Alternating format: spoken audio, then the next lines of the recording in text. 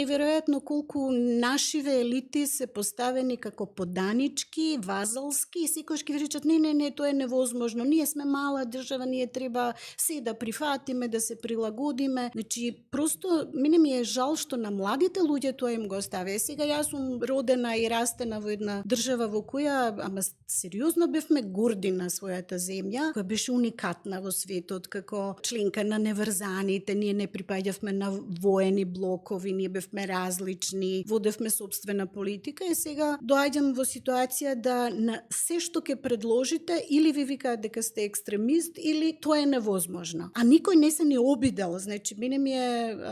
совршено јасно дека е направено едно толку бескрупулозно злосторство врз националните интереси на Македонија со потпишувањето на овие договори, а тука впрочем го вклучувам и Охридскиот договор и тој ја